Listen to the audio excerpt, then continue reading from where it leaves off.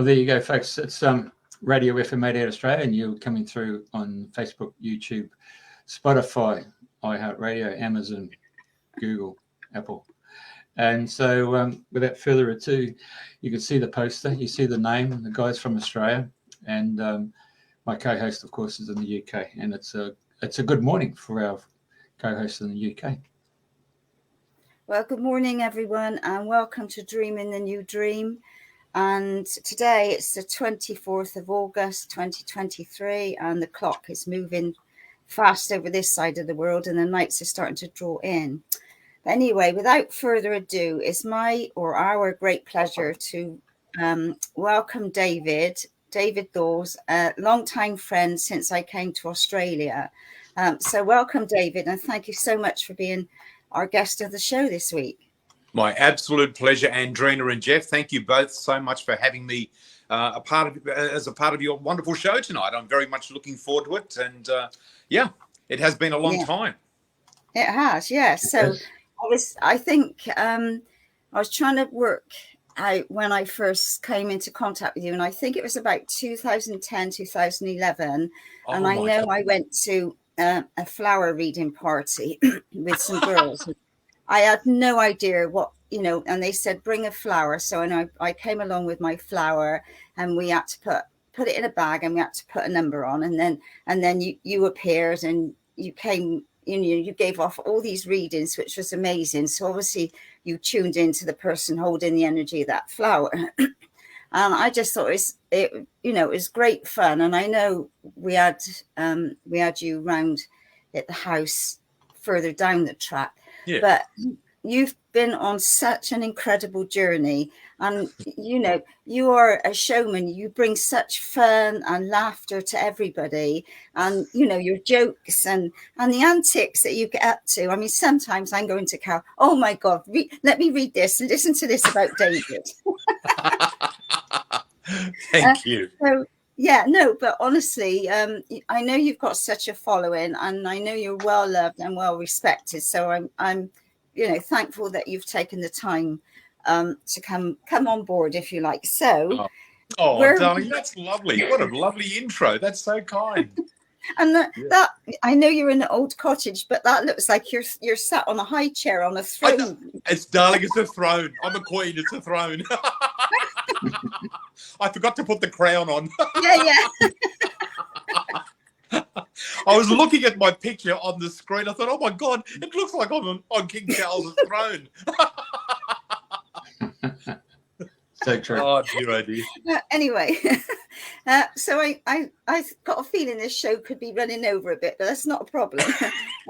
Because it's all about sharing, caring, networking, and sending out love and helping one another. So I know what you're doing is phenomenal. So let's start. Where did you start off your life when you hit planet Earth? When I hit planet Earth, well, my goodness me. I arrived on planet Earth on Wednesday, the 20th of July, 1960 at 12:45 p.m. exactly. So there you go. You got all my deets. So my mother, I'm the eldest of four, and she remembers specifically the time that I was born. And I was born in Kiama in New South Wales, which is down on the far south coast, about 2 hours south of Sydney. And a beautiful little seaside village, or it used to be, but it's a lot bigger now. But it was a tiny little village when I was born. So that's where I kicked my beautiful physical incarnation off on this round.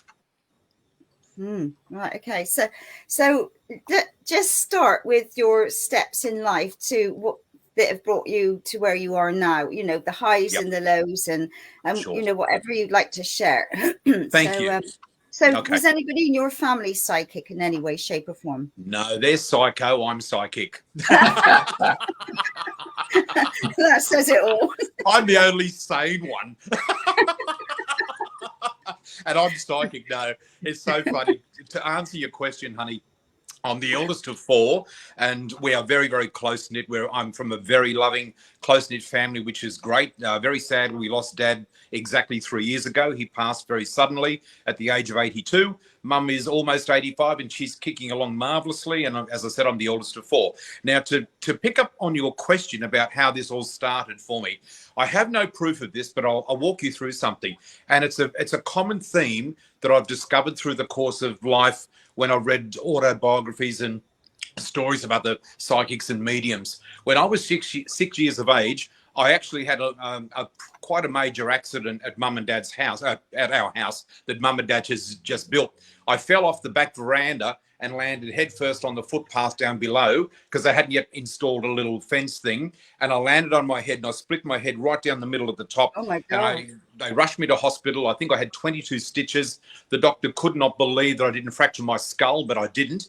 And when they went to take the stitches out, they could only find 17 stitches. So the joke today is that I'm still held together by 5 stitches because there's still 5 stitches in there somewhere.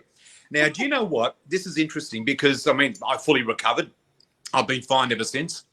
Anyway, it was not when I was in my late childhood, I guess around my early teens, I used to feel things and know things and see things about people, not to any major extent. I didn't have, people annoying me in my sleep, like, dead people coming to talk to me. It was nothing like that. It was just a feeling of knowing. Now, my parents were very big entertainers when we were kids. So we always had a house filled with, dinner parties and barbecues on the weekend. My family were very, very big into sports back then. So it was fantastic. It was party time. Now, I used to love people would come over and I'd say to Mum, I was, a young kid, Mum, tell that friend of yours that she's going to have a baby girl because I can see she's got red hair and freckles and she's holding her. And Mum said, don't be ridiculous. She's not even pregnant. I said, well, Mum, she will be. I just know she will be. And she, nonsense. She used to brush it all off. Well, you know what? As time went on, almost everything I would say to Mum and Dad inevitably would come to pass. And it frightened them. It frightened the bejesus out of them because they didn't know. We lived in a little country town in New South Wales and Mum said, who's telling you this stuff? How do you know this stuff? I said, Mum, I don't know. And see, when you're a kid, guys, when you're a kid, you think, well, if I can see it, feel it, touch it, if I can see it, why can't you see it? It's like, so there's a blue car across the road. What do you mean you can't see a blue car? Like you can see things that you think others can see, but no, they don't. So I trundled along that for, through my teens, didn't do much with it. And then when I was 20 years of age, we packed up from our little country town and Dad got transferred up to Sydney, up to the city with his job. And we commenced a whole new chapter of our life. Now, this was back in 1980. And remember those halcyon days, guys, when there was no such thing as the internet, no such thing as mobile phones. We lived in a world of books. Everything was just books. And if you wanted to learn about something, well, you go and join a group or find out about, go and join an arts group or a psychic group or go to a spiritual church, all those sorts of things. And I can remember back when I was 20 years of age, and I can remember saying to people, can I please read your hand? Can I have your hand, please? And I'm not a palmist, like I don't read palms, but can I just hold your hand? I'd hold their hand, close my eyes, and I would elicit a sense of guidance from the universe through that. And I used to channel through these little messages and I'd read their hand, even though I'd never been trained in palmistry, but I got the story out and I called it my spark plugs. And that's what sort of churned it over for me. And suddenly I had a ravenous appetite for wanting to know more about what I call the work.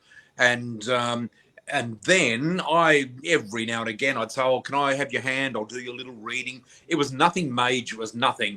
But word got out that this young guy was doing these little hand readings, and a couple of people would ring me on occasion and ask me to come and have a hand reading, which I did at my house. And one day in particular, a lady called me up and she asked to come and see me for one of my little hand readings. And she came along, and little did I realize, I remember asking the universe, God, Jehovah, Buddha, whoever it was, oh, please send me a guide, send me a mentor, send me somebody who can teach me this work. I want to know more about this work, because I was so thirsty for more knowledge, but didn't know where to source it in a huge city like Sydney. And this lady came and knocked on my door one Thursday night, and I'd been hopefully expecting somebody to turn up looking like Dumbledore out of Harry Potter, like a wizard, a wise wizard, with the scrolls of knowledge and wisdom and the robes and the long beard and all that sort of thing. And I was waiting for my, spiritual teacher to turn up. Well, my teacher turned up this Thursday night, not knowing it was my teacher, I might add. And when I answered the door, oh my Lord, I opened the door and there she was. Her name was Denise. And Denise was standing there and she had her hair pulled back in a bun. She was a quintessential Ochre Aussie lady from the western suburbs of Sydney who had three loves in life. She loved spirituality, Winfield Blue cigarettes and Tic Tacs. And she had a Winnie Blue at the corner of the mouth and peppermint Tic Tac here. And she's chinging away. And I said, oh, hello. She said, oh, hi, love. She said, I'm here to see you for the reading, a little hand reading. And I said, oh, okay, do come in, do come in. So I ushered her into my little reading room, conducted the reading, did the little hand reading for her. And that was fine. I didn't know who she was. And I said, do you have any questions? Oh, she said, no, love, I don't, but I've got one for you. And I said, oh, what's that? She said, love, who's that bloke standing beside you there? He's been giving you all your messages. I went, what? What are you talking about? Oh, love, I forgot to tell you. She said, I'm a medium. I said, oh, my God. I said, I've never met a medium before. Wow. She said, oh, yeah, love. She said, well, he's been giving me a lot of messages about you. And she said, let me tell you. She said, the stuff you told me about me was amazing. So she said, you've really got a gift there, but I've got something to tell you that he's told me. And I said, what? This is what it didn't make any sense on the night. She said, love, he's telling me to tell you that one day you will read flowers for thousands of people. I said, that is so cool. Who is your drug dealer? You know, wow. And she said, love, I'm telling you. And I said, what? And then she said to me, this is what really got me. She said, look, do you mind if we go out to your veranda, love? Because I'll need to have a cigarette and I've got more to tell you. I said, oh, wow, okay. So we went out to my veranda. She lights up the Winnie Blue and she's puffing away. This will kill you. And she goes, she's barking her lungs out. And she said to me, she said, oh, you know what? I reckon you should come to my house next Tuesday night. And I said, why is that? And she goes, I run a healing group. She runs a healing group and she smoked like a bushfire in a hot westerly. Oh, my God. And she's puffing away. And I thought, what?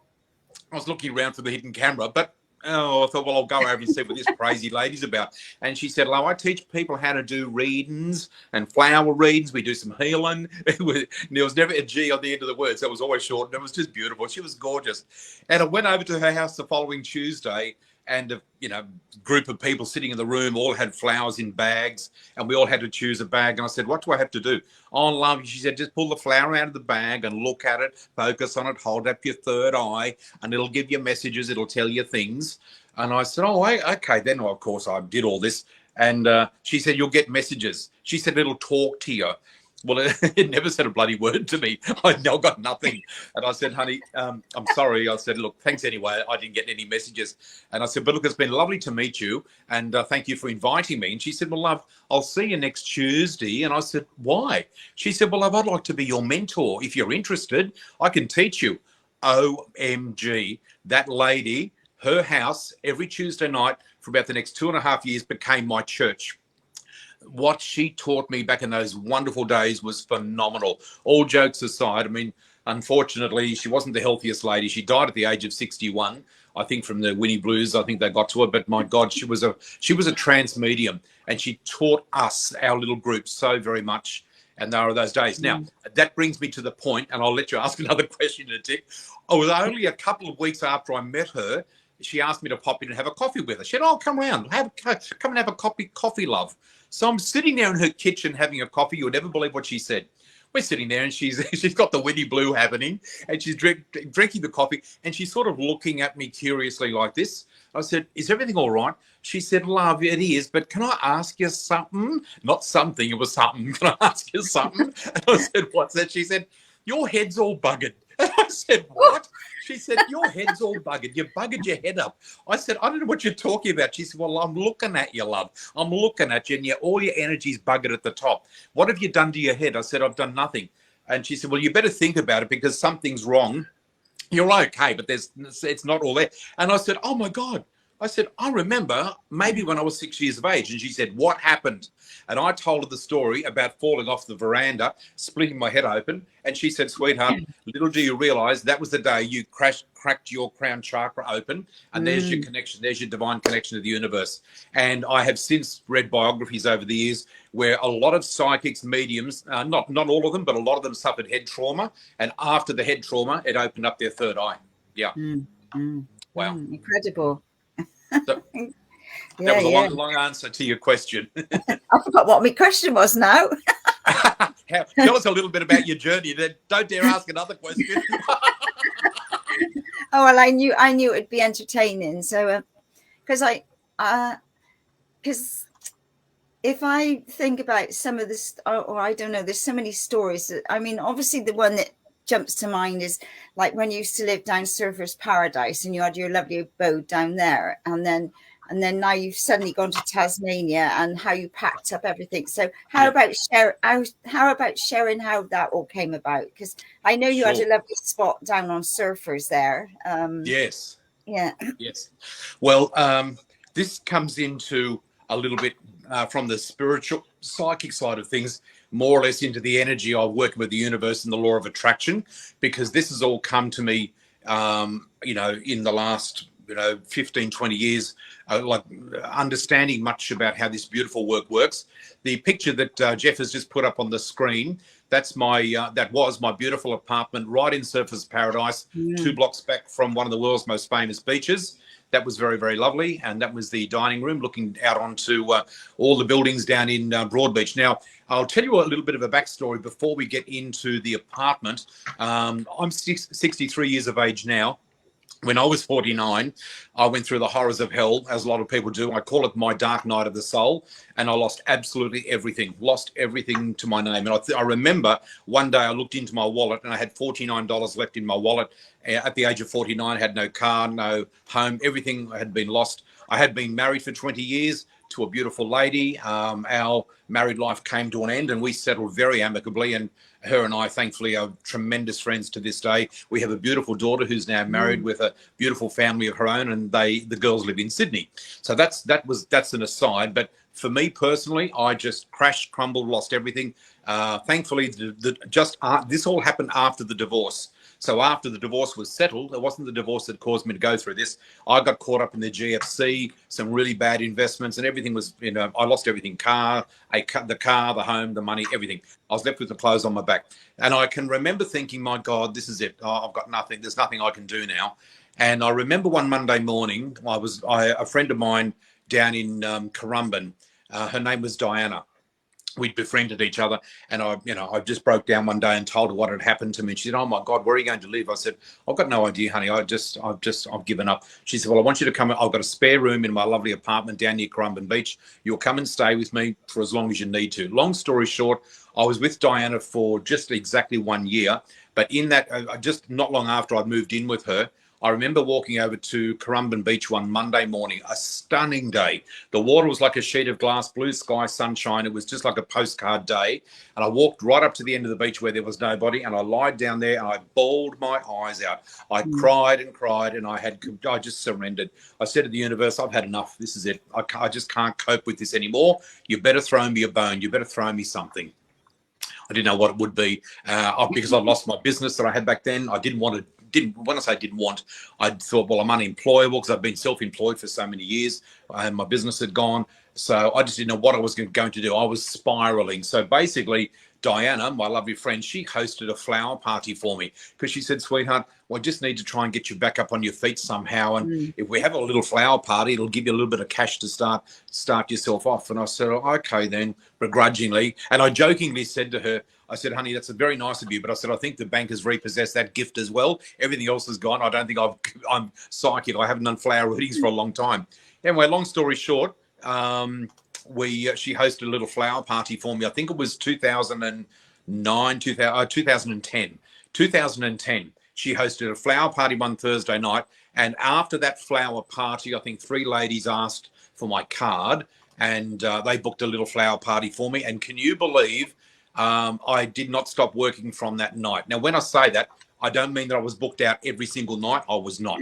But that's what started my journey, reading flowers in groups of people. And that's because the universe came to me that day.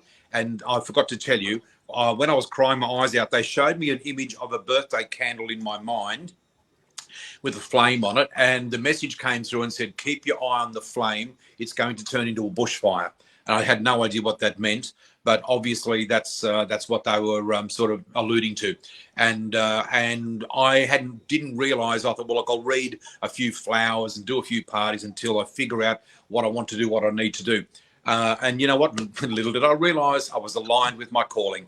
This is my dharma, and my life mission is to do the beautiful work. And oh my lordy, that was what 14, yeah, almost 13, 14 years ago. And I know I don't keep track of the numbers of readings that I do, but my office have a bit of an idea. And I can remember it might have been about 6 months ago. Tracy said, "I think you've surpassed your 20,000th flower reading in all those years." So, Oh my God. yeah, so it's a lot. I think Incredible. I can safely say I've read more flowers than any person on planet Earth. But what a I beautiful, reckon. beautiful. It's and please, guys, don't think this is some high. I'm not trumpeting myself as being this, fantastic person. Everyone's got a gift and a talent, and it's just that flower reading, which is based on the art of psychometry. It's not. Lots of people read flowers, but there aren't many people in the world that read them for a full-time living like I have been doing up to this point. Yeah. Mm-hmm. Yeah. Well, I like obviously, we'll be going backwards and forwards because Sure. Yeah. So anyway, carry on because. Oh yes. Yeah. Sorry. Yeah. I still haven't got to the point. Anyway, long story. That's right. So then after that, I was with Diana for a year, and then I went. I rented, and you know what? Here's guys, you've got to listen to this. I love this. Law of attraction is crazy because I remember thinking, now I have to do a vision board for myself. I do a vision board for myself, and I went down with my last few bucks. I purchased two big cardboard sheets and cut out images and pictures of places and things and what have you. And I can remember getting an American magazine and cutting out a picture of a penthouse, and it had the word penthouse, and it had a white leather lounge. It had a little veranda that overlooked a canal and the beach. And on the floor were Versace mats and a beautiful big mirror on the wall. And it just looked, and I thought, oh my God, that's my dream place. So I cut that picture out and put it in the top left-hand corner of my vision board. And there are other things dotted on there. I love classic cars. So there's some classic cars there, and that was all dotted around. And I had that up on my wall, I guess, for about 2 years. And then I took it down, put it into storage because I didn't have much room. And I had a little storage cabinet, and I put it in storage. And to be honest, I forgot. I forgot what was on the vision board. And I'm going to cut a very long story short because I don't want to waffle on for too long, but it is such an amazing story. And you know what? One thing that I kept saying to the universe, I have to act rich and think rich to attract that I so desire. And I don't mean that from a materialistic point of view. I just mean it from the point of view that I wanted to get out of where I was. And I thought, if I've got to think my way and feel my way. That's a more important word, is feel, and have a vision. Anyway, so that was all fine. Now and guess what? I found a beautiful little Balinese grand, what do you call them? A granny flat. I couldn't get the word out. A little granny flat. And guess what? It was a granny flat in a multi-million-dollar waterside mansion.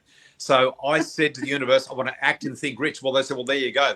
And it was so funny because when these people had just put the granny flat up on rentals, and I was the first person to apply. And when I went around, they were both lawyers, and they had, new Mercs and everything in the driveway, and I had an old banged up Falcon that had more hits than Elvis and Madonna combined, and it ran on gas farts and good wishes. And anyway, I they were the loveliest couple, and they said, come in. Anyway, long story short, I said, yes, I'll rent the flat, and it was $250 a week. They said, we'd love to have you. And when they came out, they walked me out to my car, and of course all their new Mercs are there and the old Falcons there. Oh my God, I called her Betty Ford. That was Betty Ford. And anyway, right, yeah. And I said, thank you for accepting my application. I said, that's great. But I said, look, I'll park the car around the corner so it doesn't devalue your home too much. So they laughed. And I lived there. I was with Karen and Greg for 4 years. And one day, I can tell you dates, times. I've got an amazing memory for dates, times, places, phone numbers, everything. I'm partial savant. And many people, I won't go into it, but I've got a little bit of savant in me. So I have this incredible ability to be able to tune into things. And everything is a snapshot. I just remember dates, times, even 30, 40, 50 years ago. Crazy.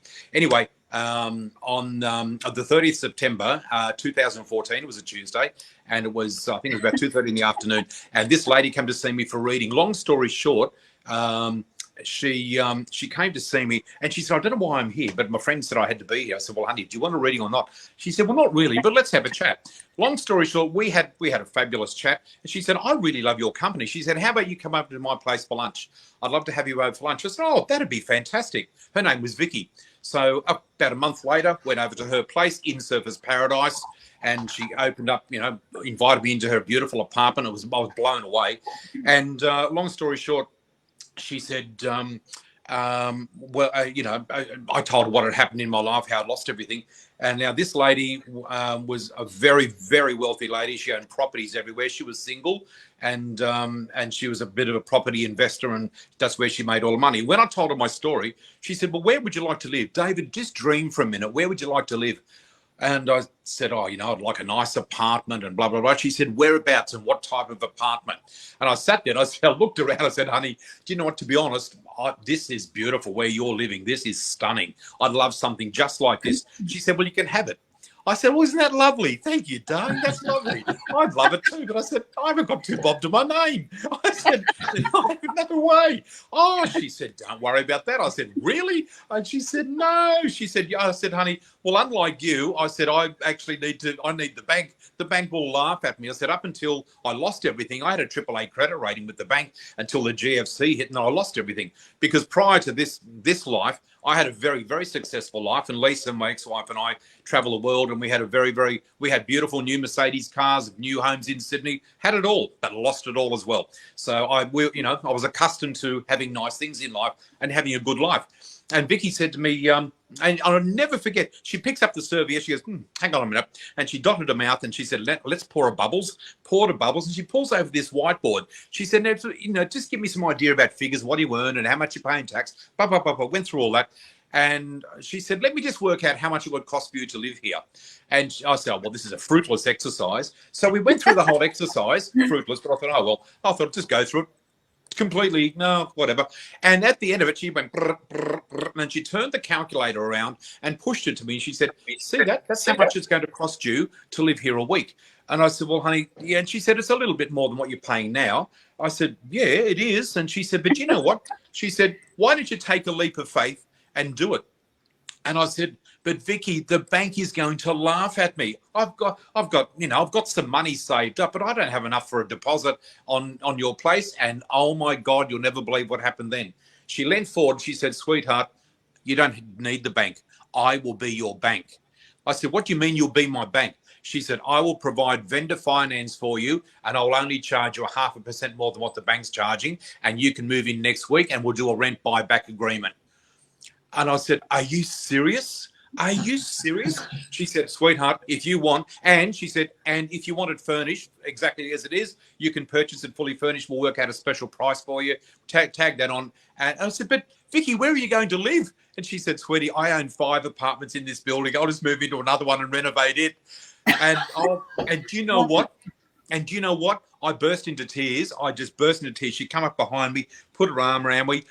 We popped the champagne again, and that's when the magic moment happened. It was just on sunset.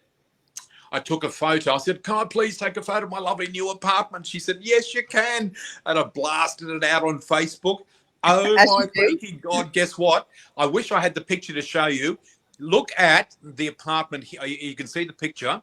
White leather lounge, Versace mats on the floor, and you can't see it in the picture, but just behind the lounge, there's a little veranda that overlooks the canal and the beach, exactly like I had. It looks exactly almost identical to the picture I had on my vision board.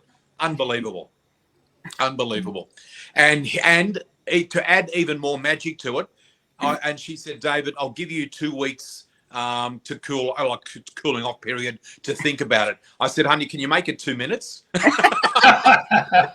So she said, are you sure? I said, honey, you don't. And she picked up her phone and she said, are you sure? Are you sure? I said, I'm sure. I'm taking this. And she said, can you just excuse me one tick? I said, sure. She picks up the phone and said, hi, it's me. She said, look, I've just sold 811 to a friend of mine. So she said, can you get the team ready and we'll do 13-12. Okay. Yep. All right. Well, I'll talk to you on Monday. Okay, darling. Thanks. Bye. And she hung up. She said, that's my renovation team. I've just called them. We're now ready to hit the next one. We're going to rock and roll, baby. And you know what she said to me, guys, and to our beautiful viewers and listeners out there that are tuning in, I want you to take this aboard, because you know what? She said to me something I'll never forget. She said, David, you jumped. You jumped. You've taken a risk and you've jumped. You've jumped into the abyss of the unknown, and you've jumped into faith and trust. And you know what? She said, I have a feeling that somehow you will come to a point of being able to, you know, to buy this one day, or to, you know, some magic will happen. Blow me down. 12 months to the month, not to the day. 12 months later, I received a massive unexpected financial windfall, and I bought her out. Unbelievable. Fantastic. You got to have the faith and trust, guys, because you know what? It's you know, we live in a world of security. As oh God, but yeah, and don't get me wrong. I'm not inferring that people have to be foolish and stupid. It's easy for me because I live on my own. I understand when people have got families, responsibilities. It's not an easy thing to do, and I've been there. I've had families and responsibilities, but you know, that time I just had this. See, my connection is like just the whisper. I call it the whisper. Just jump, just jump, just jump. And I jumped. And as soon as I did, and you know what? Oh my God, 16th of April, 2015, I moved in. You will not believe what happened. This is so cool. It was, I picked up the keys on the Saturday morning from Vicky. She said, oh my God, I'm so happy. She said, let me know when you're settled in and we'll come and have a bubbles and celebrate with you. And I had a show on that afternoon. And when I finished the show, I had my keys and I raced back to my little flat over it. So I went from $1 million mansion into this one, and I put a few things into the car, raced around. I had a bottle of bubbles and one empty glass because I was on my own. Oh, you won't believe what happened. I was so excited. I put the key in the door, and it was at 6 o'clock on the dot. When I opened up the door and walked in, all of a sudden, outside the lounge room window, there's just all these firecrackers went off. It turned out that across the road on the beach, there was a massive big celebration for something. But it was at the moment I put the key in the door and opened it, it's like the universe said, he's got the key in the door. Now, 3, 2, 1, now. And I swear to God, guys, I sat there, the tears are rolling down my cheek, and I popped the bubbles and toasted myself and watching all these fireworks. And it was almost like the universe was saying, welcome home, just welcome home. Yep. Oh, that's fantastic. Yeah. Absolutely fantastic. So, now, to so answer how long were you in? Oh, yep, I was just about to get which yep. was? I was eight years there. 8 years. 8? Really? Gosh. I was there for 8 years. I moved in April 2015, and I moved out in April 2023. So I was there for almost exactly 8 years, almost to the day. And I decided, unfortunately, as time has gone, I love the apartment. It's beautiful, but unfortunately, the Queensland heat has taken its toll on me. As I've got older, I don't cope with humidity very well. And I don't know whether it's me or whether it's the truth, but I just feel that the humidity is getting stronger or longer, and it just wipes me out. I'm no good with humidity. Yeah. I like summertime and I love the heat, but I just can't do humidity. So I decided that I'd sell up and move. Well, my God, this is crazy. I thought, well, I'll test the water and see how we go, because the market's quite volatile at the moment. Well, my God, I put my apartment on the market on the Monday. It sold in 4 days. And the fellow who purchased it, he was only the second fellow that had come through. It sold in 4 days. And the real estate agent called me up and she said, you won't believe this, but the lovely elderly man that wants to buy your apartment wants everything in it, down to the last knife, fork, teaspoon. He wants all the cutlery, plates, crockery, all the pots, pan, everything, tea towels, everything. Just leave it, all the sheets, linen, just leave everything. All you need to take is your personal belongings. And I left that apartment with all my personal belongings in my car. How many people drive away from an abode that they've owned with all they've got is what's in their car? And you know, guys, I have to tell you, I have never felt so free, so light, so, oh my God. And the craziest part of this part of the story is the fact that I had nowhere to live. I had nothing planned. I didn't know where I was going to end up. Everyone said I was nuts. Everyone said I was crazy. And they said, where are you going to live? I said, I don't know. I said, you know what? Wherever I go, I'm just going to rent for maybe 12 months or so, get a feel for the place. I'm not just going to jump in and buy something straight away. I'll just get a feel for it. Now, everyone said, David, the rental market is nuts. The rents are through the roof. There's 100 people applying for each property. My God, how could you do it? I said, well, you live in the world of fear. I live in the world of manifestation and belief. And you know what? I've handed it over to the big man upstairs. I'll be guided to where I need to go next. And I call it free falling. I was free falling. I thought I'm going to free fall for whether it's a few days or a few weeks, or I'm just going to free fall. Might couch surf. I don't know. I left the Gold Coast. And I remember looking at the rear vision mirror as I drove down Tuesday afternoon after settlement and looked in the rear vision mirror. And I thought, well, there, goodbye, Gold Coast. What a wonderful memory you've been. I lived there for 16 years in total. And I was driving off into oblivion. I was driving off into the great unknown. I drove down to my mother's place down at Nambucca Heads near Coffs Harbour, around about 3.5 hours south of the Gold Coast. And I got to Mum's place. You know, she obviously knew I was coming. And she said, son, where on earth are you going to live? What are you going to do? I said, Mum, I've got no idea. She said, you got rocks in your head. I said, everyone says that. And I said, you know, I'm half crazy anyway. She said, oh, my God. She said, look, I'll tell you something. She said, if things are really tough, for God's sake, come and bunk up here. You can stay here for as long as you like. I said, you know what, darling? Thank you so much. That's very kind of you, Mum. But you know what? I'll only be here for a few days and I'll be gone. But I said, because the universe has got something planned. I got there on the Tuesday afternoon. On the Wednesday, we took her down to the beach for a little lunch down there. My sister came up. We took her out for lunch. Thursday morning, I gets up early, made myself a coffee, sat down with my laptop and opened it up and I thought, I'll start looking around for a property and see what's available. And I thought, well, I'll start in Tasmania. For those of you around the world who may not know where Tasmania is, I call it Australia's Little England. There we are. That's me, the little island down the bottom there. You can see it. So that's Tasmania. We call it our Little England or Little New Zealand, and it's sort of on a par with New Zealand. And it's a gorgeous part of the world. Now, I've been coming down here and in the top, to the top left-hand corner is where I live, in a little seaside village called, little town called Burnie. And so I'm sort of where the V is. I'm sort of halfway up that V on the there we go. Anyway, there you are. Yeah, you're getting close to it now, Jeffro. That's great, mate. Yeah. Oh, yeah, that's my place. You can see it from there. Because there's only 20 people live here. Anyway, so I gets onto the thing, and I've been coming down here for 10 years. I've got a lot of friends down here. So I have fallen in love with Tasmania, and Tasmania I've always playfully referred to as my second home. So it was no stretch for me to, come down here and settle. But I've only ever been down here in summertime. I've never been down here for a Tasmanian winter. And we've just come through. We're just on the edge of winter now, my lordy. It has been the mildest winter down here. It's been fantastic. But to come back to the story, I went on to realestate.com and I looked for properties between Launceston and Burnie to see what was available. Can you believe there were only 4 properties available? Only 4. I didn't stress. I thought, okay. And there was one property available, which was a gorgeous vintage cottage, an old cottage. And I clicked on that. I thought, oh, my God, that's a piece of me. I love history. Even though I had a beautiful apartment, I just love old cottages. And when my ex-wife and I first got married, that was the first house we bought, was a very old vintage cottage with a little, rose garden out the front. It was gorgeous. Anyway, I applied for this property, and I was accepted to have a look.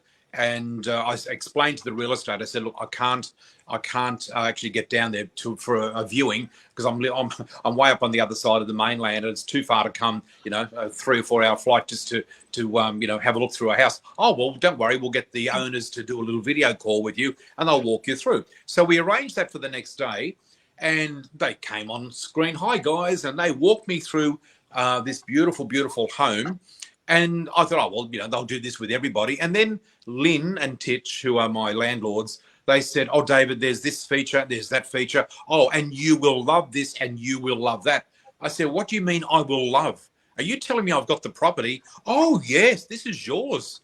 We've accepted your application. I said, guys, I'm blown away. I said, you've got such a gorgeous home. I would imagine, I thought there'd be 100 people in the queue in front of me. And you won't believe what they said. There she is, Amelia's cottage. There it is. And they said to me, they said, well, look, we'll be honest with you. We've had the property on the market for about 5 weeks. We've had many, many, many applications for it. We've knocked them all back. I said, why? Why did you accept me? They said, well, we were after a mature age person, preferably single or maybe a couple, but we had not had any one of the criteria that we were looking for. We had families, and she said, we've got kids and we've got grandkids and we love kids, but they don't belong in this beautiful home. It's all furnished, fully furnished. Oh with my God. all antiques and vintage furniture, and they said, and don't worry, you won't need knives, forks, plates, spoons, cutlery. It's all supplied. It's all supplied. Now there's the hallway. And guess what? You won't believe this. Well, I'm sure your friends won't mind me mentioning that I'm a gay guy, right? And I've always joked that I like to live like a queen. Well, get a look at this place. I call this my little palace. And are you ready for this? You can see what a beautiful home it is. But the owner said, it comes with some extras. I said, what are the extras? They said, you get a gardener and you have 2 house cleaners to come in each week. That. Yes, so I get cleaners. I haven't changed a bed in 4 months now. They said they will come in each week. They will change all the linen over and replace it. The gardener will come in once a fortnight through winter and once a week through summer to tend to the garden. There's a magnificent vegetable patch out the back with every vegetable you can think of. And they said when the vegetable season's out and about, just go out the back, open the door, help yourself to all the fresh veggies, and you won't have to go to the farmers markets. Wow. How is that just a manifestation of magic? And that's my bedroom there, the green. Yeah. It looks a quaint old cottage, doesn't it? It's like it's good in time. 123 years old, and it's and you ready for this? Being a gay guy, it's Princes Street.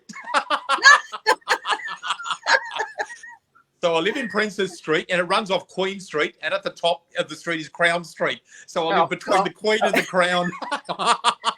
It could only happen to you, David. Oh, darling, of course it can only happen to me. Everyone laughed. They said, oh, my God, trust you. I said, see, this is what happens. Even my mother was blown away. She said, how do you do it? How do you do it? I said, look, Mum, that's just what you do. That's how you do it. Yeah. So it's just extraordinary. So, my message, Andrena, and to you guys and to our beautiful listeners that are out there and our viewers, as we say, as Dame Edna used to say, hello viewers.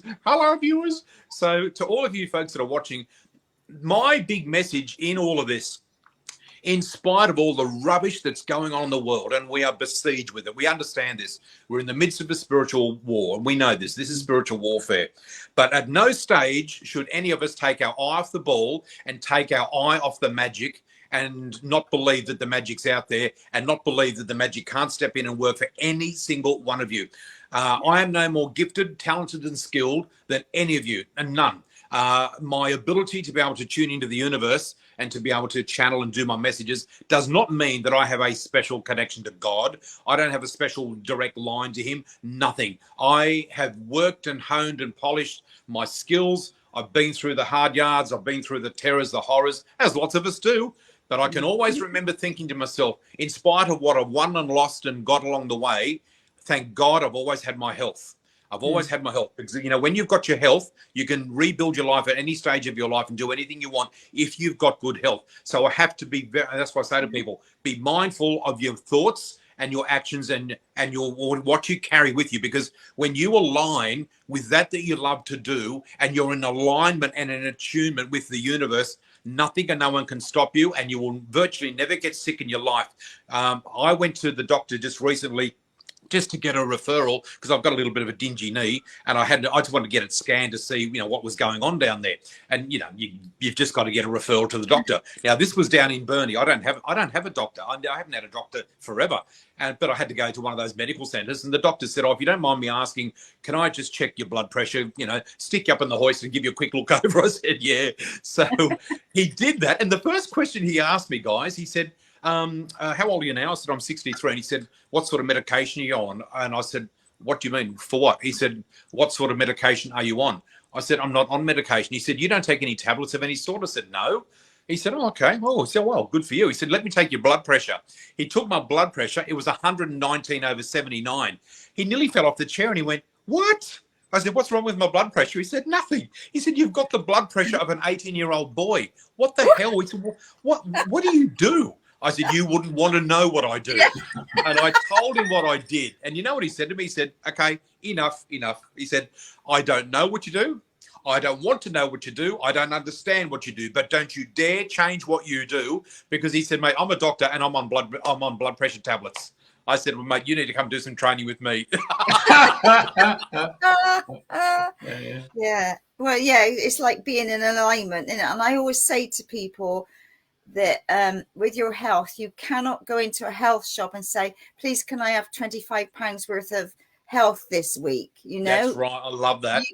You just got to be so aware, like you say, of what you're doing, your thoughts, your feelings, because people have a choice. And, you know, when people moan and say, oh, and I said, yeah, but you have a choice, and that's what you're choosing. You need to choose differently.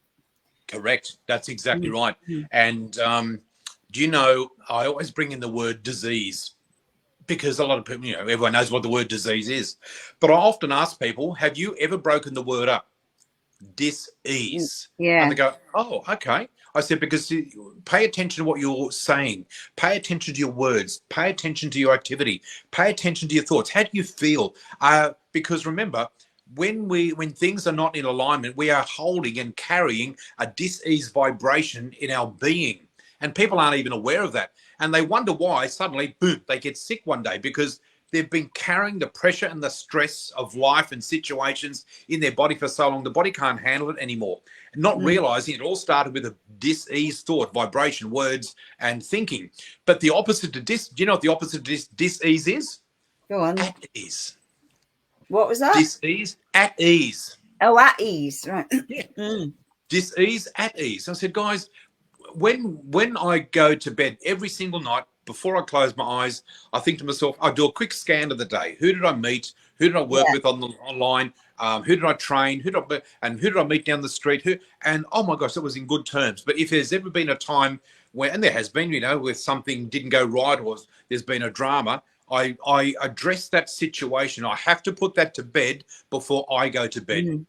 Because if I go to bed with that playing in my mind, that is where it all starts over the course of time. Yeah. And that's it. It's, you know, like I do my gratitude when I get up and when I go to bed. And like you, I go through the day thinking, oh, you know, thank you for this and thank you for that and all these things. And like, you know, if there is a little something that's not right, it needs to be addressed, because this is where diseases come into play, isn't it? Because if you go to bed angry about something and you don't deal with it, and it goes on and on, then it festers. And it's like when people got high blood pressure and they take pills, you just need to see what's bubbling away within you that you're not dealing with, you know. That's right. It's simple when you know. It is. And that's the thing, honey. And that's why, you know, I, like many people, I've educated myself over the years. I mean, it's true. I left school at 3 minutes past 15. I couldn't stand school. I had to get out of there. And I couldn't, but I just thought, this is ridiculous. Whatever they're teaching, algebra, it drove me nuts. 7 out of 3 people fail maths at school. I'm one of them. You know, yeah, so ditto. It was never my favorite subject. Yeah, so I thought, no. So I thought, I've just got to get out of school. And at the age of 16, and again, I left school on the 16th of March, 1976. I remember these times like yesterday. And I thought, well, I have no idea what I'm going to do. But, you know, I won't bore you with the details, but I started a job in the retail industry in a little country store. Little did I realize, but that job was just a job to get a job. And back in those days, jobs weren't that easy to come by, particularly in a country town. But do you know what was happening? Do you know what? I was in the retail industry for about 8 or 9 years, including for when I moved up to Sydney. But that was my training for people. I was getting my people training, how to deal with the public, how to skill my communication skills and how to build those. But it's not until later on in life, you look over your shoulder retrospectively and you think, that's why I got that job. That's why I did this. And that's why I did that. You see, there's a pattern. You say, oh, yeah, I see. When you look back. Yeah, when you look back, and that's what gives me confidence for the future, because I think, you know what, there's a plan, and I'm going to make my dreams, build my vision boards, but you know what, universe, I'm handing it over to you. You surprise me with how it's going to come, and in what form, and when, and through whom, and I celebrate that when it comes. And like you, honey, every single day I'm so grateful. I express my gratitude, my thanks. Written form. Often I'll get in the car and put some really high vibe music on, and just, you know, I just like to feel good, because people often say to me, they ask me, they say, David, how do I know whether I'm in the vibration of attraction or you know, am I repelling? Am I attracting or repelling? I said, easy. I can sum it up in one word. How do you feel? Because how you feel dictates where your vibe's at. That's where it is. And Jeff's just thrown up a picture of my gorgeous new lady. She's 34 years old. I've only recently purchased her. You might have heard me say before that I love my classic cars. Well, I'm very fond of the very old Mercedes-Benz models, because they are some of the finest machines ever made. This particular one I purchased 4 months ago on my father's birthday. If he was alive, that would have been his birthday, and I wanted to pick it up on his birthday, which was fantastic. And that's a 1989 Mercedes 300 SE, but incredibly, it only has 82,000 original kilometers since new on it. Wow. It's virtually a brand new Mercedes, and I bought it off another Mercedes collector up in Sydney. And it's finished in almondine red with palomino leather. It is unmarked. It is like it's showroom brand new. It's unbelievable. So, because I remember it was Betty was your old one that used to travel about in, wasn't it? Betty Ford, yes, Betty Ford, yeah. Betty Ford, yeah, that's right. Yeah, she, oh my God, yeah, she. But you know what? She took me around New South Wales. I used to putter and bang around New South Wales in my early 50s, and I loved it because, as I said earlier, when Lisa and I were together, we had quite a successful life, and we always had used Mercedes cars then, but they were all leased through the company that we had. But you know what? They came and they went. The money came and the money went. Material things came and went. That was all wonderful. But, you know, that day that I bought that Falcon, I think I paid $1,800 for it, and I paid cash for it. And I drove away thinking, no one can take this off me because this is mine. Sure. There's no loans. There's nothing. And I didn't give a rat's what people thought of me driving the car. Not that anyone did. But I love classic cars, and since then I've had a number of classics. Jeff saw my beautiful old Cadillac, didn't you, mate? I was just going to bring that subject up. Yes, I had a beautiful old Elvis Cadillac that I had for not Elvis's Cadillac. God, I wish it was, but it was one of the Elvis era Cadillac with the big fins, the big long, and I know big long fins and nice and long. And I know Jeff saw it one night up at Cameron Lisa's place. I took it over there one night, but I only sold that maybe actually just before I moved down here. I sold that because I knew that things would be on the move, and that went to, would you believe, how's this for fate? The fellow that came to purchase my Cadillac, him and his wife came over. They didn't live far away from where I live. Lovely, lovely couple. And he kept saying to me, he said, I think I know you, and I don't know where I know you from. And I said, oh, God, mate, everyone says that with me on the Gold Coast. I said, are you involved in psychic work? He said, oh, God, no. He said, no, that doesn't ring a bell. And his wife didn't know me. He said, but I think I've seen you before. I said, what do you do for a living? And he said, I'm a cameraman with Channel 7, with the news team on the Gold Coast. I said, oh, really? I said, oh, okay. He said, yeah, I'm a cameraman. And he said, I know you. I know exactly who you are. I said, oh, yeah? How's that? I won't bore you with the story, but when the Lismore floods hit at the beginning of last year, I started the Snag Army up, and I thought I'd pack a little barbecue and a carload of friends, and I'd go down to Lismore to help feed the flood victims who had been flooded out there. And oh my God, I put it up on Facebook and said, who'd like to bring a barbecue plate and cook some snags with me? It went viral. We had 2 coaches full of volunteers, 5 cars, 80 kilos of sausages, 60 loaves of bread. And it went so crazy, we ended up on television, and he filmed me at the TV interview. Amazing. That's what it was. And he said, you're the Snag Army guy. He said, oh, my God, David. He said, we talked about you for weeks at Channel 7. He said, we love your enthusiasm for life. And one of the reporters said, can we get that Snag bloke back? She said, he's just so much fun to be with. Can we organise, we could do something else with him? So, yeah. But that's what it was. That's what is a snag? Pardon me? Sausage. Oh, yes. I do apologise. Thanks, guys. No, don't apologise. Snag. I see. That's it. The Australian vernacular. So it's a sausage. Yeah, Oh, yeah, it's a oh, a sausage. snack. Yeah, Okay. snacks. Yeah, 80, Yeah. 80 kilos of sausages. We had 50 kilos of marinated chicken, 1,000 bottles of water, 800 cans of soft drink. Oh my God, it was just crazy. And Yeah. and we had enough food. We actually, in 2 days, we fed 1,000 people. Wow. I know you and a lot of, I've got friends that went down as well with Yeah. all Oh, sorts lots of did. help. Yeah. And I've got friends that, got flooded out and what have you. So that was a horrendous time. So thank you It was. for your participation in Oh, that. darling, you know what I always say. I've got many favorite sayings, but another of my favorite sayings is, it takes many. I always say I'm only a drop, but you know what? It takes many drops of water to make an ocean.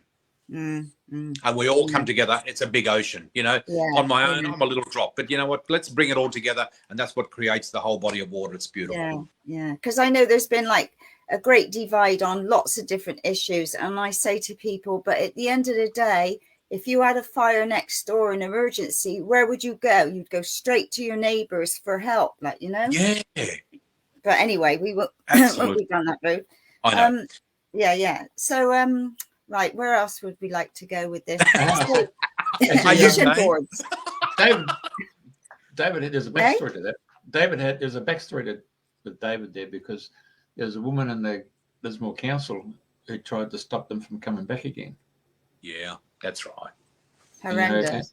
Yep. They tried to stop us, and because we were all set and ready, we had enough food to go down a second time, and the coach, everything was donated, guys. The 2 coaches with coach drivers, that each of them seated, I think, 47 or 57 people or something, with all the barbecues. That was all, and they were $2,500 a day to hire. Well, that was all provided to us by the bus company. They said, you can have as many buses and on as many days as you want. We'll support you. So that was a blowout. Now, we approached the council because we went down on the first, I think it was 3 days after the flood had subsided, and there was no one. There was just nothing. There was desolate. It was awful. And we set up in the Woolies car park in the main street. And unbelievably, where we set up in the Woolies car park in the main street, the water mark above where we were standing was 10 metres above us. So 4 or 5 days before where we were standing, we was 10 metres underwater. 10 metres. And that was crazy. So we contacted the council in good, doing the right thing, and said, look, we were down a few days ago. We've got another busload, got more food, blah, blah, blah. And, where would you like us? No, we don't want you here. No, we don't need you here. We said, why? No, it's all been fixed up. Somebody else is coming in to cater next Saturday. And I said, next Saturday? She said, yeah, we've got somebody coming next Saturday. I said, but what about the other 6 days of the week? No. She said, no, I'm sorry, we're not able to help you. So we were outraged.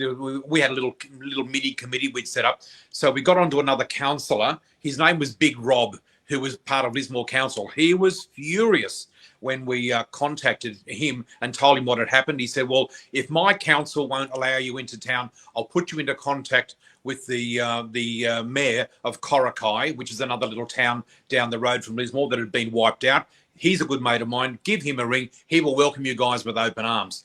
Now, in that ensuing week, we'd been contacted by CNN television in America because they picked our story up from the Channel 7 story, and CNN wanted to send a reporter down. Well, guess what? This got back to the Lismore Council, and they nearly shat themselves. It's just like, oh my God, CNN's coming. So they suddenly wanted us to come back and said, see you later. Of course, yeah. Nope, don't want you, nope. And we I can't think of the fellow's name who was the mayor of Coracai. My God, he was a lovely man. But we went down there. He had us set up outside the bowling club. And again, it was at Easter time, because we had Easter chocolates had been donated by hundreds of people. And so there was Easter eggs for the Easter bunny came, the Easter eggs came. One of our girls got dressed up as the Easter bunny. We had face painting for all the kids. Oh God, it was so much fun. And we just got back on the bus that day, and we just all hugged each other. It's like, what a beautiful thing to do for the community. And it just feels so good to give back in some way. You know what? We all wish we had a magic wand. You could just wander and just feed everyone. We were driving down streets of houses that have been completely wiped out and flooded. People are still sitting there in their cars, had nowhere to go. And we came across families, mum, dad, and kids who'd not been fed in 3 and 4 days. The cars couldn't go anywhere because the cars were wrecked because of the floods, and they're just sitting there, and no one was there to rescue them. No, was the most horrendous thing. So we were doing not shift work. We were doing relays, but back we had a main cooking station in the main street, and we'd load up all the food, put them in all the cars, and drive them all around the streets and feed as many locals as we could. And, you know, it's the best we could do. But as I said, and as you said, Andrena, luckily we weren't just the only ones. But there were other people there. But in those early times, there were very few and far between. So I think we had enough food to feed 1,000 people, and we came back with not a crumb left on the bus. It was fantastic. Oh, yeah. I take my hat off to you guys for, you know, and all the volunteers that did what they did, because, yeah, anyway. I know, honey. I know. And you know, and it's about communities and people coming together, isn't it? You know, it's just. Oh, it is, honey. You know. That's what it's all about. Yep. I remember, I'm getting emotional now just thinking about it. When I came home that first night, I came home and I did a Facebook Live, and I'm in the middle of doing a Facebook Live to tell everyone, you know, what had happened and where we'd been. And I've never seen so much devastation in all my life. And I just burst into tears. And I thought coming home to enjoy something as simple as a cup of coffee and a hot shower and a nice comfy bed and a roof over my head is something that so many of these people don't have anymore. Something we take for granted every day. And yet it was just beautiful. Yeah, Jeff's going through some of those pictures now. Yeah. But Lismore's such a beautiful part of the world. But anyway. Yeah, but, you know, I've been there, so. Yeah, that's it. You know, it just makes it just makes you so incredibly grateful. Yeah. And anyway, so I wanted to ask you, how often do you do your vision boards? Because, like, for people that. Good question. That is a super good question, honey. Really good question, because. To be honest, I'm actually in the process of now redoing my vision board, because the previous one that I had, I've ticked all the boxes on it. It's like, yep, done, got it, yep, boom, boom, boom, boom, ticked. So I'm in the process now. It was only 2 days ago. I was having a coffee with a girlfriend of mine down here, and we got talking about all this stuff. And I'm just about to launch a whole series of workshops on all of this stuff online, which is going to be super exciting. And on the spiritual development, as well as, you know, law of attraction, and creating all this stuff and how you can tune in. But I only said to her, I said, I've got to get my new vision board up and running. So in the next few days.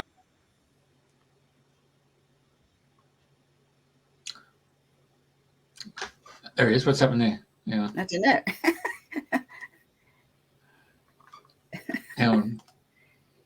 That's bizarre. Good job there. Yeah. Can't hear you, David.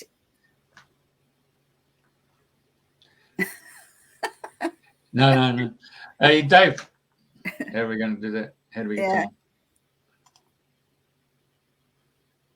Something's happened. Can't hear you. You just dropped off.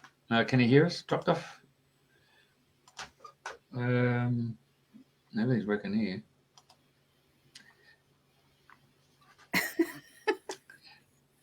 He's been stopped in his tracks. Right. So. Yeah, I wonder what that was bizarre. And getting a little tour of his cottage. It looks amazing, doesn't it? Really a beautiful old cottage.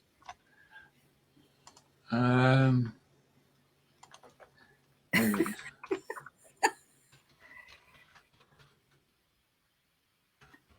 bizarre is that? So.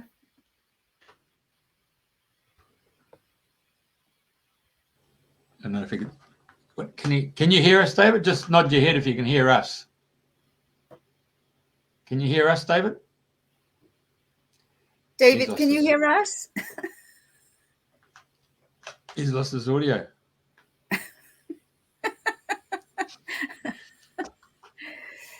Has he knocked a mute button on or anything? No.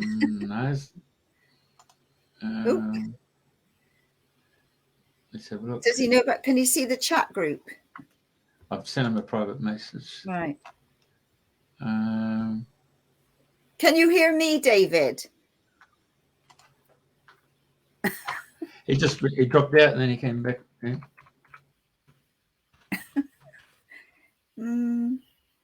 I don't think he can hear us. So. What about if he drops off and then comes back on again? He's got the code there. That might be. He's got microphone. He's turned his microphone on and off. All right. So David, log off and then come back on, mate.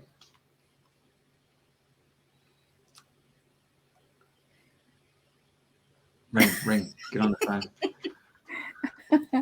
Right, are you going to ring him or shall I? No, I'll ring him because you're from the UK. Right. Okay.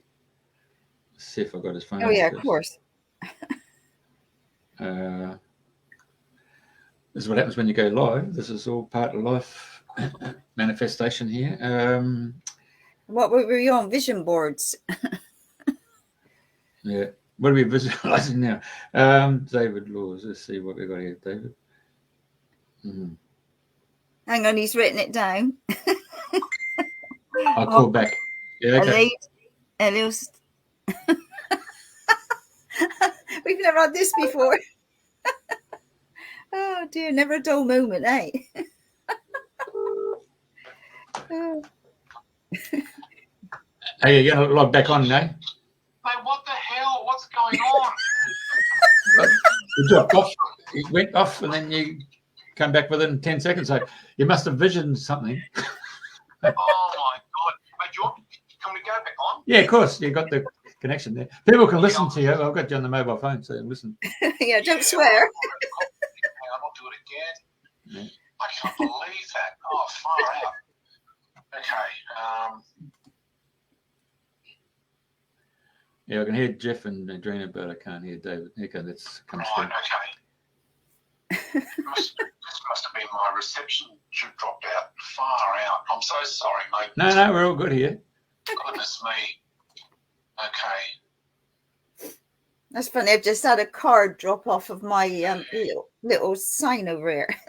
Yeah. Julia. I thought, what's that? Okay.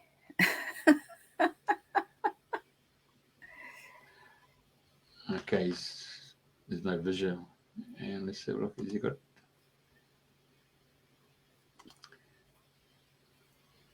Are you on there, mate? I've clicked you in, but there's no vision there. Maybe because the phone, you're talking to me on the phone. So I'll get off the phone, okay?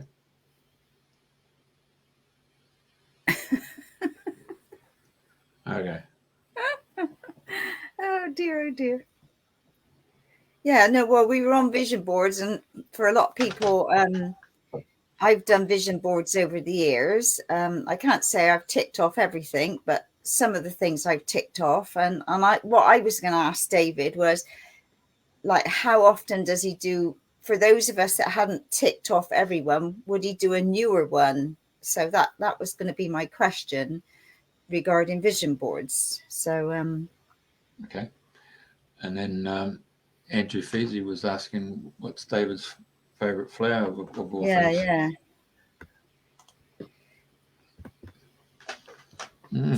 There's a vision board. It's black. It's got, yeah, it's completely in the dark.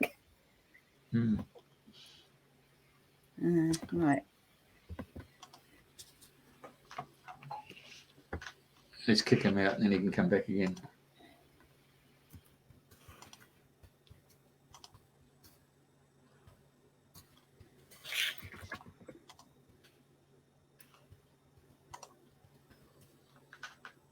Right, so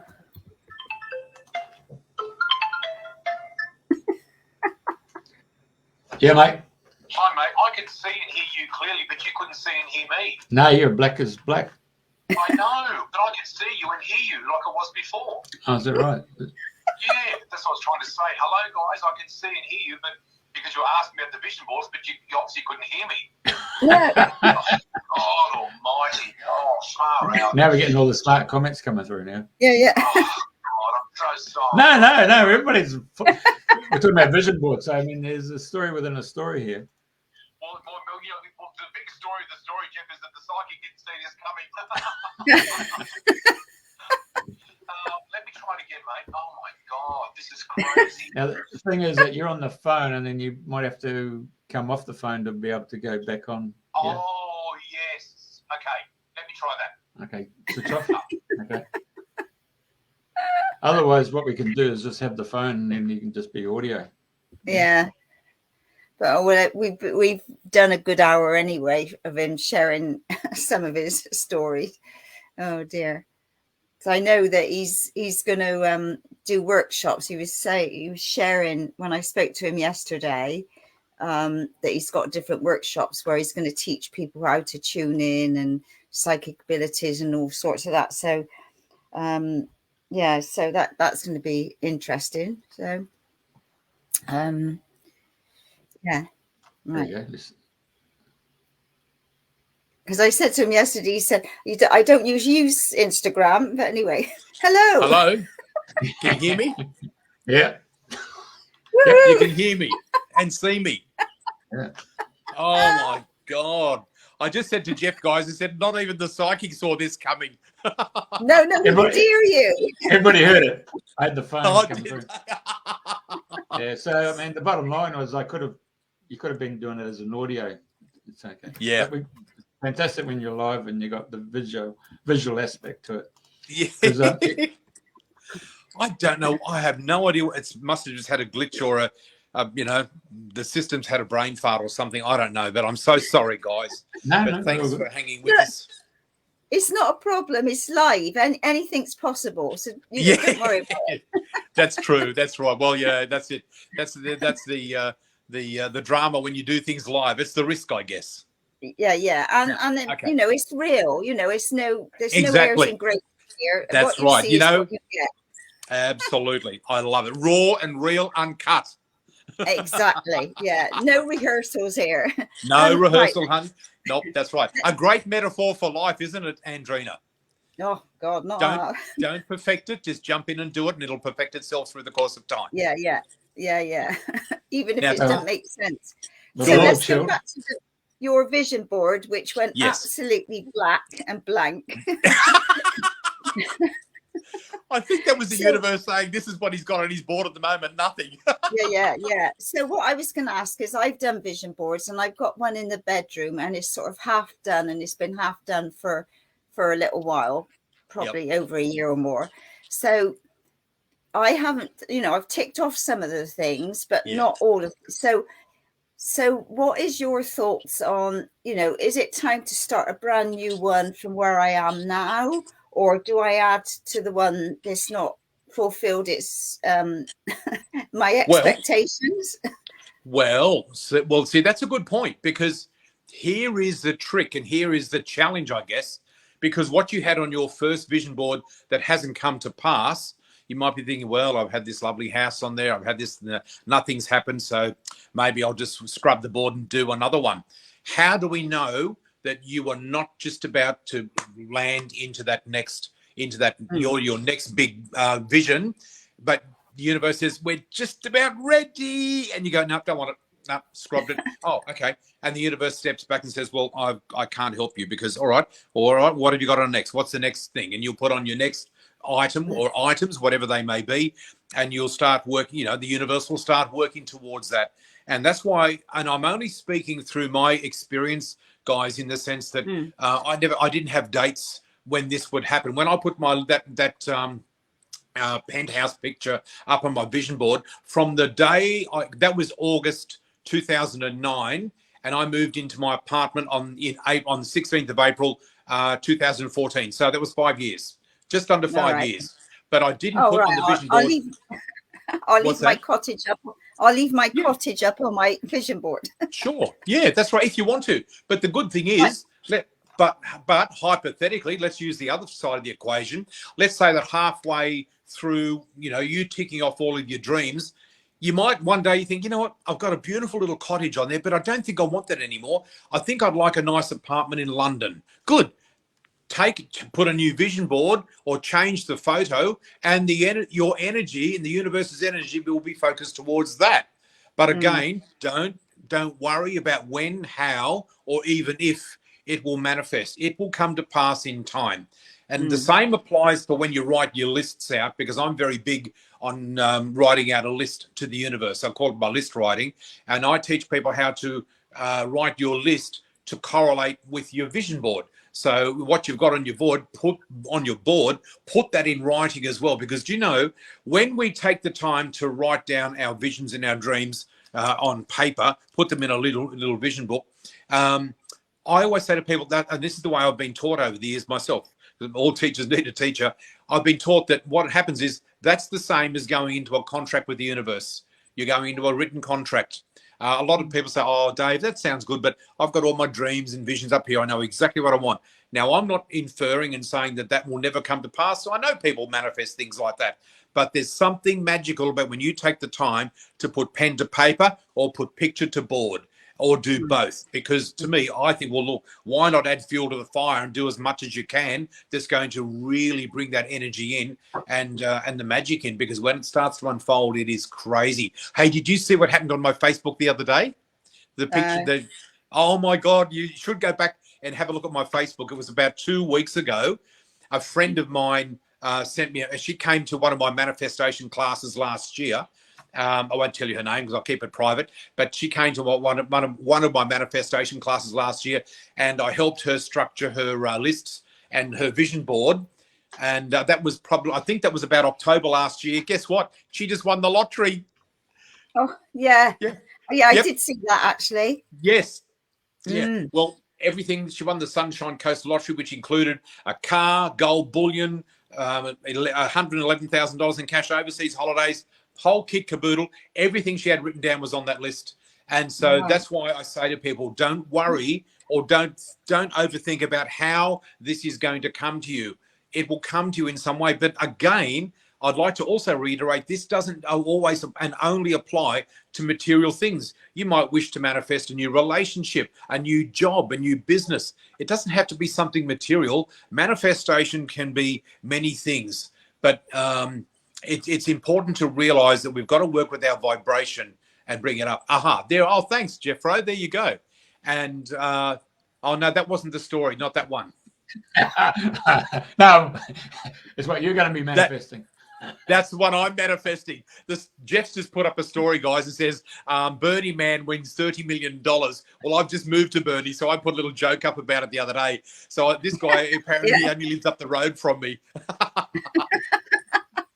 So and I said, everyone's saying, oh, Dave, it's getting closer. It's getting closer. I said, yeah, I know.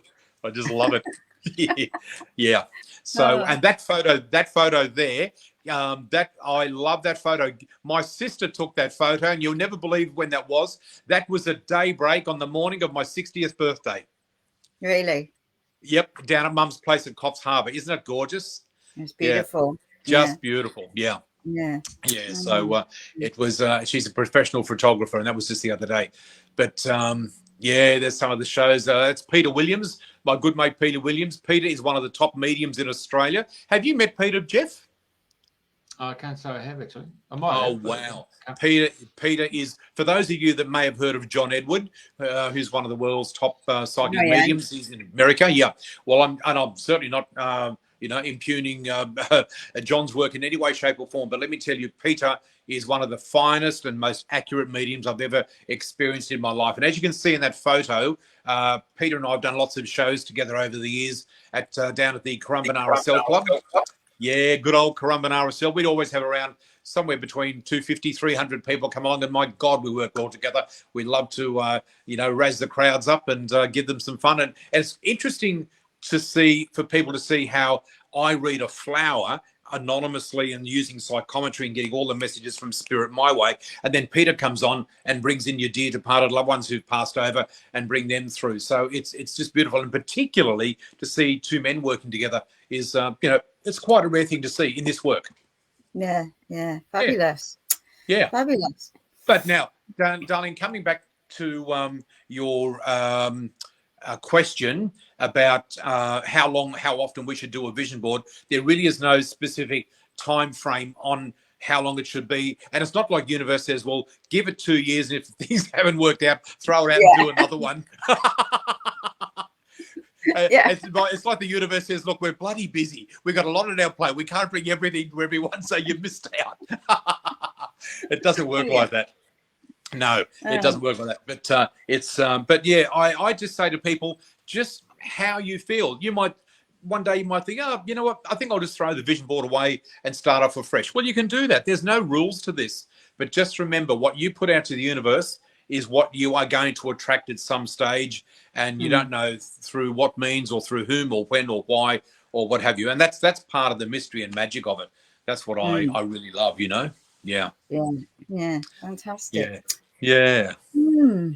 So my gosh, there's just so many lovely you know, experiences and stories. And I must tell you that we're changing the subject entirely. This comes back to my, you know, psychic connections and what have you. The universe, or we call it the spirit world, they always have our back. They always have our back. And you will not believe what happened to me last Sunday week. I haven't put this out in public. I'm sure I would. Oh, yeah. Well, this is just incredible. It was last Sunday week. It was 5:30 in the morning. I'd only just woken up. I don't normally wake that early, but I'd woken up and I was a bit sort of restless. And I thought, oh, look, I'll get up and make some tea and have egg on toast. And I got up and did all that. And it must have been about 6 o'clock. And I was just sitting down to have my brekkie, and you wouldn't believe it, but my ex-wife tried to ring me. Now, my ex-wife and I are great friends, and we often have a chat. But I thought, why is she ringing me at 6 o'clock in the morning? This is ridiculous. But I answered the phone. I was worried because I thought, my God, something's happened to her dad. And I said, hi, honey, are you okay? There was nothing. This was nothing. I said, hello, and the call was live. And I said, hello. I thought, oh, that's weird. Okay. And I pressed stop. The phone rings again, second time. Answered the phone. Darling, are you there? Are you hello? Nothing. There was just nothing. But the call was live. And sometimes, you know, when people bum dial people, they call them accidentally. Nothing like that. So I was a bit worried. So I thought I'll ring Lisa back. I rang her back and the phone rang out. She answered the phone. She says, hello. I said, honey, are you okay? You've just tried to ring me. She said, I haven't tried to ring you. I'm in a dead sleep. You woke me up. Your phone call woke me up. I said, well, honey, your phone just rang me twice. It called me twice. She said, that's impossible. I'm in a deep sleep. She said, oh, your phone call woke me up. And she said, and you know what's really weird? I said, what? When I go to sleep at night, my phone is always on silent. This is the first time I've forgotten to switch my phone off, and it's woken me up. I said, I'm so sorry. I have no explanation. I don't know what's happened, but your phone tried to ring me, or you tried to ring me. I said, go back to sleep. We'll catch up later. So that was fine. I thought, gee, that's really weird. Now, that was around 6 o'clock. At 8 o'clock, I had my brekkie. I thought, I'm still feeling a little bit sort of weary, a bit tired. I thought I'll go and have 40 winks down, just go to bed for a little while, have a little bit of a nod. Then I'll get up, have a shower and get dressed. I was meeting some friends down on the beach for lunch.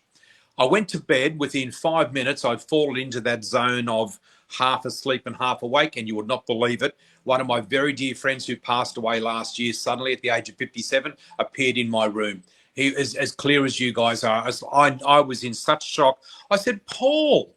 Now, you know what the crazy thing is? Paul is the man who introduced Lisa and I 40 years ago.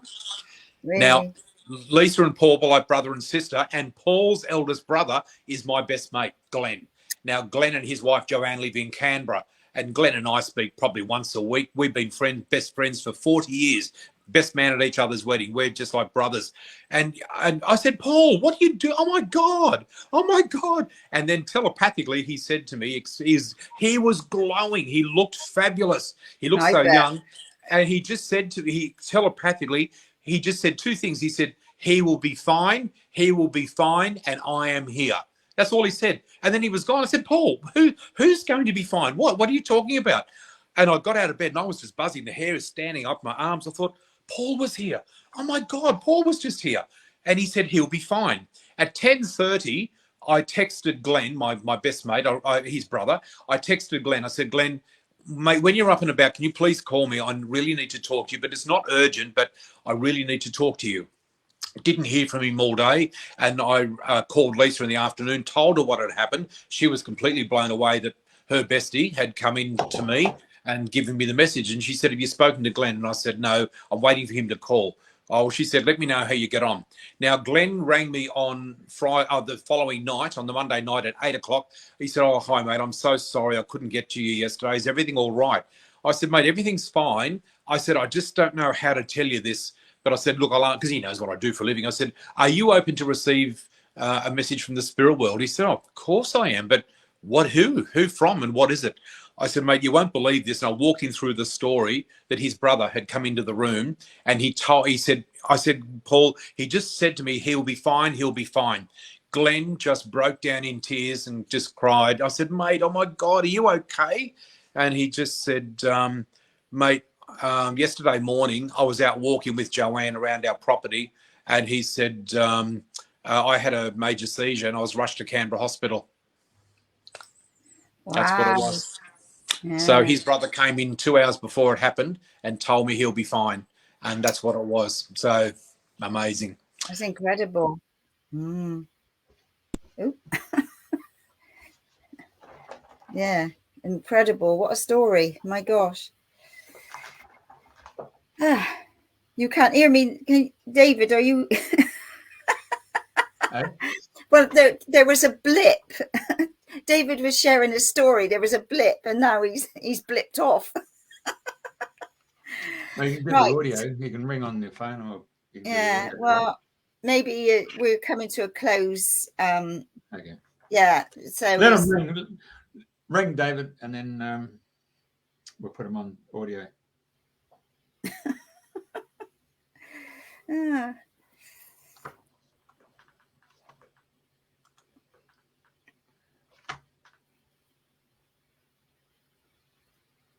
Yeah, so we've I've done got airport mode. Hang on a sec. Sorry. I have to turn it off audio. Time to wind it up now anyway, I think. Okay.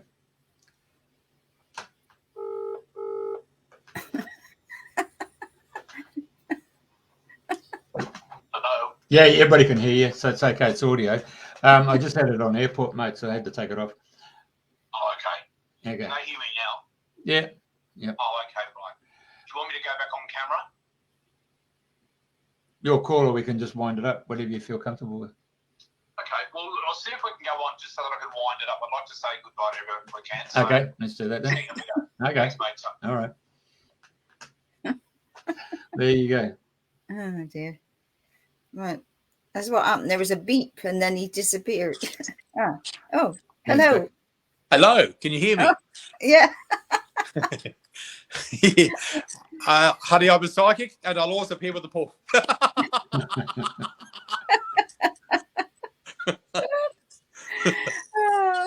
Oh, I'll tell you what. You won't forget this night in a hurry, will you? There was one quick question, and Andrew asked, "Did you have a favourite flower?" Yes, the gerbera. Oh, that's mine. I love the gerberas too. Yep, I love gerberas because they are tall, resolute, strong, vibrant, and colourful, and they're not afraid to stand in their own power and exude this beautiful sense of colour and power. It's just magnificent. They're lovely. Yeah. Okay. Right. Well, I think we've come. I think we better get out while we can. Yeah. So thank you for coming on the show. It's been an absolute delight, and you've brought a lot of fun and laughter and sending out on the airwaves. So thank you. Yeah, it's been an absolute delight. So darling, thank you, and thank you, Jeffro, and thank you to all of all of our wonderful friends out there tonight and today, wherever you are in the world. Thank you all for taking the time to tune in, and thank you for your patience if you've endured the little technological glitches along the way. My laptop packed it up about just less than an hour before I came on, so that's why this is being beamed from my phone, and my laptop is only 4 months old, so Lord knows what's going on with that. And I just said to Jeff, I've got an apple, but it's quickly turned into a lemon. So anyway, never mind. But look, it's been an absolute pleasure, guys. And thank you so much from the bottom of my heart for inviting me on tonight. I've had so much fun. All right. And let us know when your forthcoming courses are. Send it in a private message. I will. Yep. Thank you. I'll share that as well. So thank you so much. I'd appreciate that greatly. Whoever jumps on and does some workshops with me, you're in for a fun ride. It's going to be fun. I always say to people, when we're having fun, we're laughing, we're learning, because when you're listening, you're learning, and it's a nice way to do it rather than just be boring, banal and boring. I like it to be a little bit of fun. So yeah, it should be good. And it should be fun with a capital F. It will be, honey. I always say to people, Andrena, do you know what? I'm taking the good life for a test drive, and geez, it handles well. I think I'll buy it. Yeah. Okay. All right. Well, love and hugs to you both. Thank you. Thank you, brother. Thank you very much. Okay, Thank you, brother. We'll catch up soon. Yeah. All right, Dave. Thanks. Yeah. See you Thank later. you, everybody, for listening to Dreaming the New Dream. And same time, same place next week. And have a lovely week. Thank you.